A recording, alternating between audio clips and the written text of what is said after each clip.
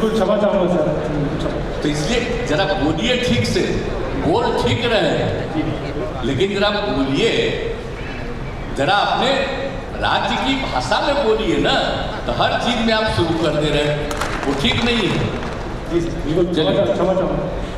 नमस्कार, मैं गीता और आप देख रहे हैं अब तक न्यूज़। अभी हम मौजूद हैं पटना के बापू सभागार में। आपको सबसे पहले उस तस्वीर को दिखाएंगे जिसमें मुख्यमंत्री नीतीश कुमार ने अंग्रेज़ी पर बात की है। जी हाँ, क्योंकि जो किसान भाई आए हुए थे वो समस्याओं को लेकर और किस तरीके से सुझाव देने के लिए वो पहुँचे कि उनके गाँव में किस तरीके से किसान को सहूलियत हो और किसानों की जो कृषि है उसे बढ़ावा मिले। तो उसमें वो हर लाइन में कुछ अंग्रेजी शब्दों का इस्तेमाल कर रहे थे, जिसके बाद बहुत ही मज़ेदार तरीके से मुख्यमंत्री नीतीश कुमार ने उन्हें संबोधित किया। क्या कुछ कहा उन्होंने, चलिए आपको सुनाते हैं। क्या बिहार में आप लोग जितना बोल रहे हैं सब अंग्रेजी शब्द का प्रयोग कर रहे हैं, ये वो क्या कहते हैं? नहीं सर, मैं आप बिल्कुल बिहार में अपने राज्य के और अपने देश के हिंदी शब्द को भूल जाइए। जी नहीं सर, बिल्कुल शुद्ध बिहार लग रहा है सबको बिना मतलब का बोलते हुए। कोई बात नहीं सर। आप खेती करते हैं जी, तो खेती तो आम आदमी करता है जी। अब आपको यहाँ बुलाया गया सुझाव देने के लिए, तो आप आधा से आधा अंग्रेजी बोल रहे हैं।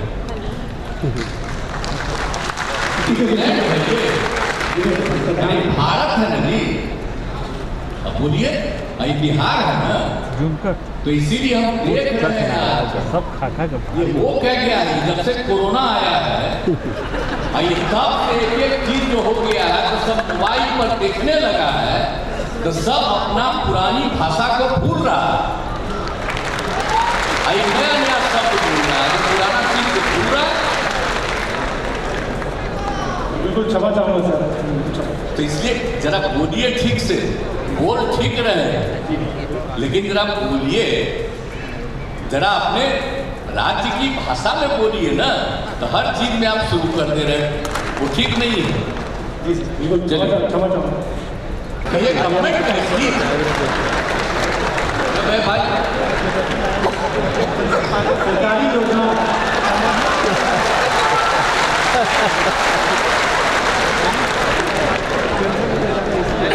योजना का लाभ मुझे मिला। उसमें एक योजना है झोपड़ी में मशरूम उत्पादन, जिस योजना का लाभ मुझे मिला था। उस योजना का लाभ मिलने के बाद जो मुझे दिक्कत हुई वो सबसे बड़ी यह हुई कि 1 साल के बाद मेरी झोपड़ी जो तूफान आया था उसमें नष्ट हो गई।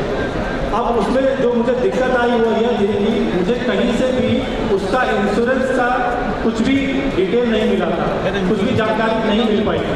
तो मेरा कहना यह है, जब मैंने इंश्योरेंस कंपनी से बात की थी तो उन्होंने कहा था कि आपका कच्चा निर्माण है, पक्का नहीं है। तो अगर हम पक्का निर्माण करते हैं तो हमें जो सरकारी योजना है झोपड़ी में मशरूम उत्पादन, उसका लाभ नहीं मिलता।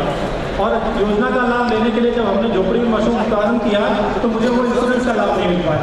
अरे आप लोगों को मालूम है, हम इंजीनियरिंग पढ़े हैं, अंग्रेजीए में पढ़ाई होती थी, पढ़े थे, तो वो तो अलग चीज है जी। जहाँ पढ़ना है पढ़ाना वहाँ ना उस समय का ना, उसी समय से हम लोग जो काम करते हैं और सब जगह लोगों के बीच में जा करके राजनीति करते रहे, तो कहाँ बोले हैं इतिहास इधर उधर। हम तो और जितनी अलग अलग स्थानीय भाषाएं थी सबको सीखने की कोशिश किए और वहाँ बोलते थे। अब आजकल हमको देख करके आश्चर्य हो रहा है भाई।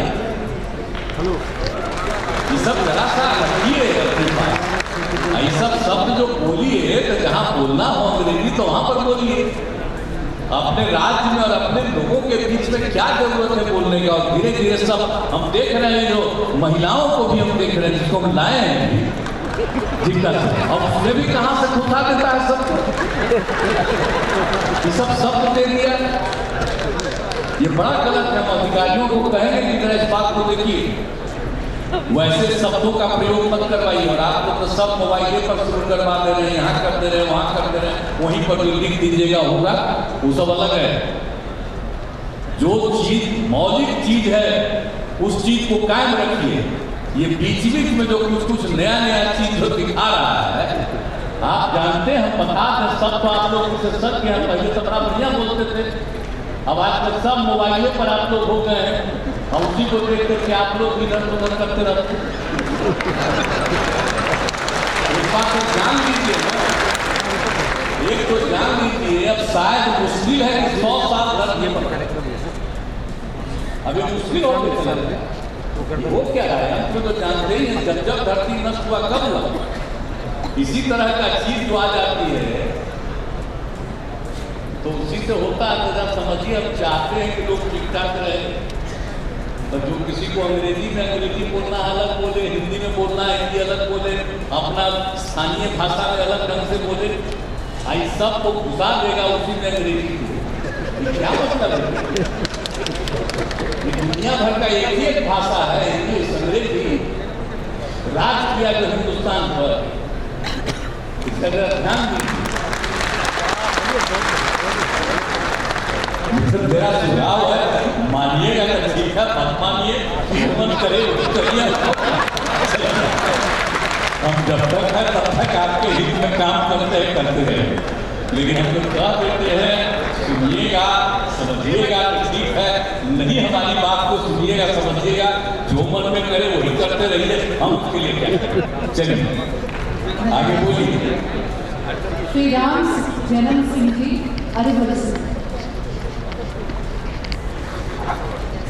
आदरणीय मुख्यमंत्री जी, आपको मेरे एवं पूरे बिहार के समस्त किसानों के तरफ से सादर प्रणाम।